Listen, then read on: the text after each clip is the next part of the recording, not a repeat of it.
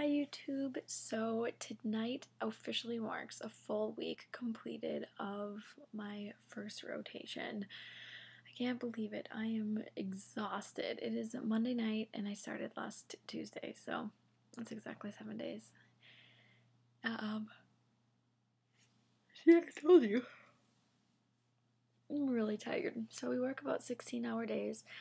My preceptor is awesome though, and this is not like any other ones I'm told, but she lets me come in like whenever.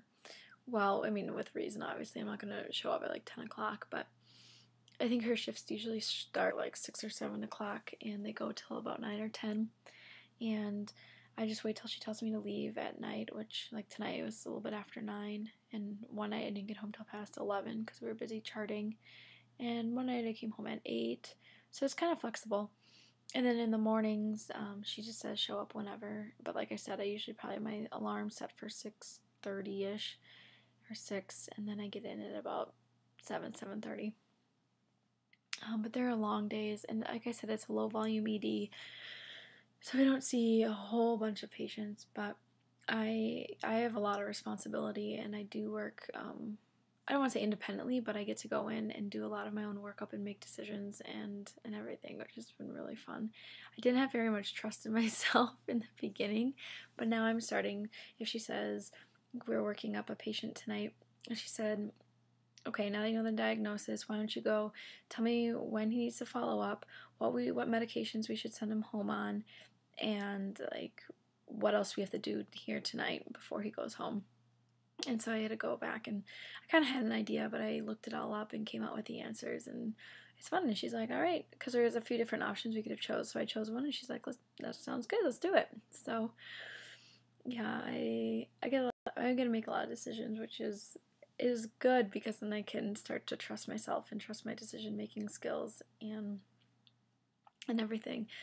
But busy week. I think my first day I said I had 2 patients. Oh my goodness, that is, I wish I had a day like that again.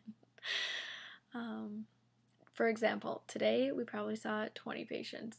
Granted, I'm not in on every single case because she wants me to focus more and get a full in-depth look at following a full patient, like from when they enter to like their discharge. So I don't see all the patients that she sees.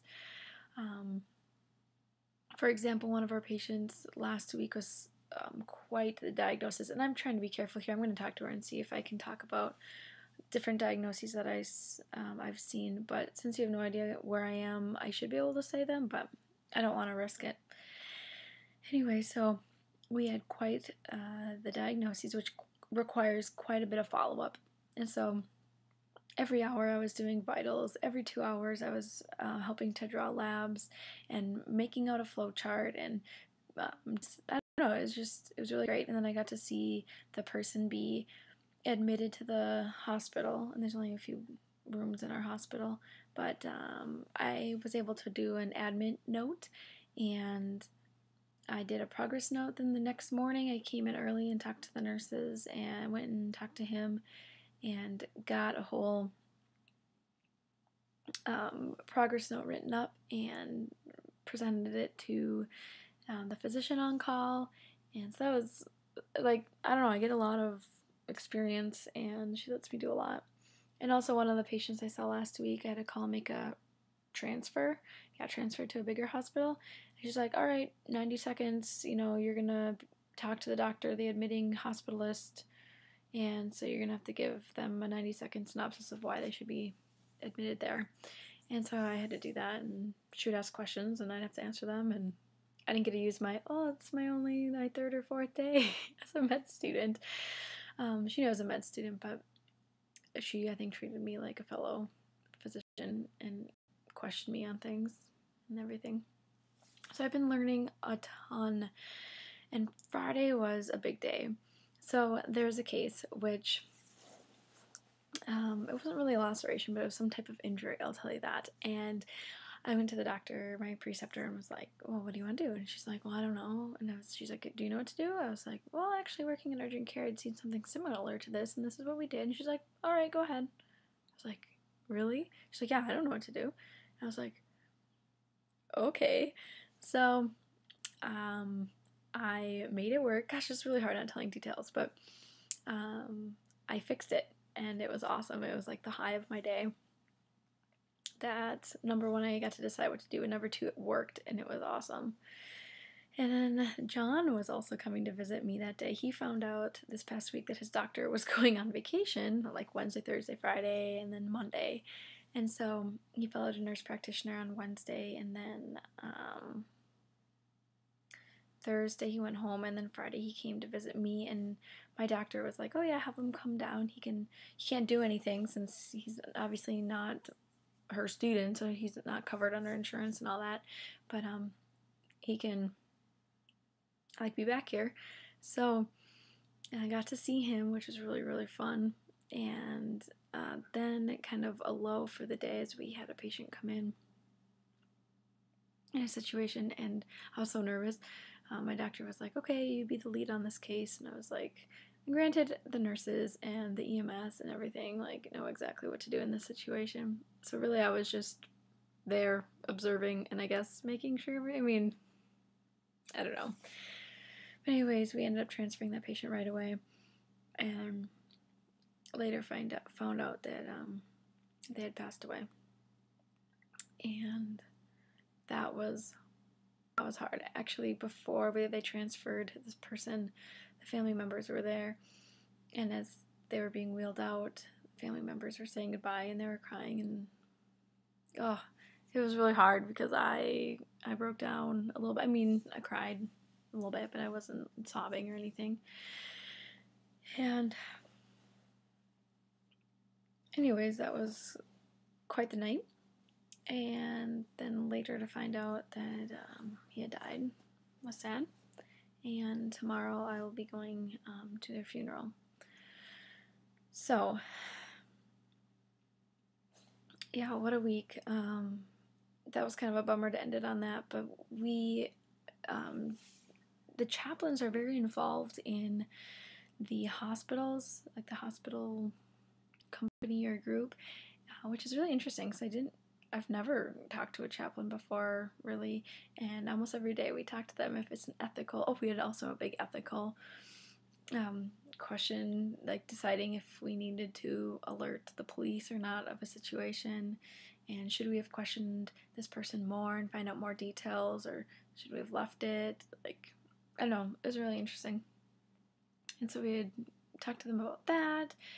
And right after this case on my last week, not the ethical one, the other one where the patient had passed away, she sat down and talked to both John and I about our feelings afterwards. And it was really good to have that debriefing and being able to be honest and talk about how things went and how we were feeling. Anyways, so last week I learned so much. I was exhausted and I felt like I didn't get any of my assignments done. So my assignments are, I have to read the Rapid Interpretation of EKGs, the Felson's chest x-ray book, and then also any case that we see or any assignments she gives. I have to read all the Tintinelli's emergency medicine text, and she has a copy of that. So I have done nothing. I have read up on a few topics.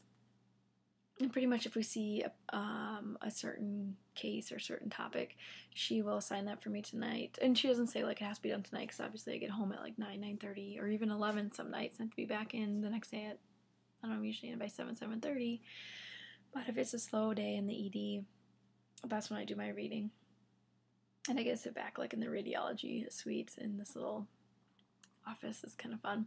Spread out all my stuff and do my assignments. But lately I've been so busy that as soon as I sit down to start reading or to do a chapter or something, there's a call, which is great because I know I'm going to learn more with my patients anyways.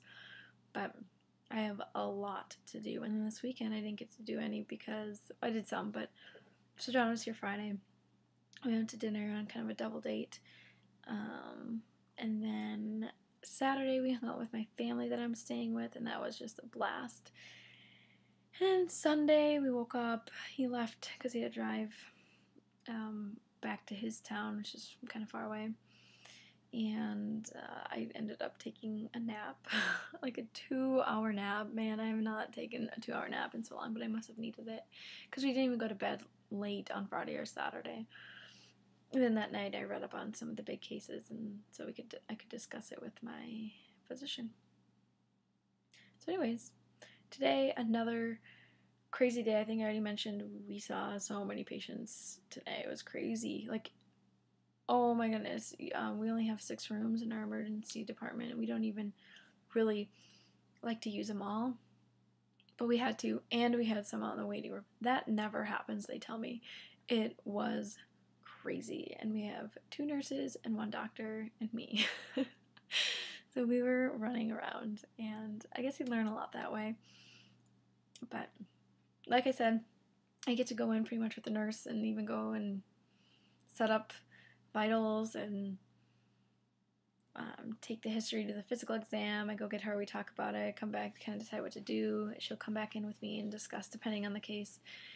And then I get to go and, like, today I got to explain to the patient, he had a certain diagnosis, and I got to explain to him what it meant. And it was really fun. I really like that educating part of it, because when we gave him the diagnosis, I wanted to be like, well, I want to explain it because I'm sure he has no idea what this means.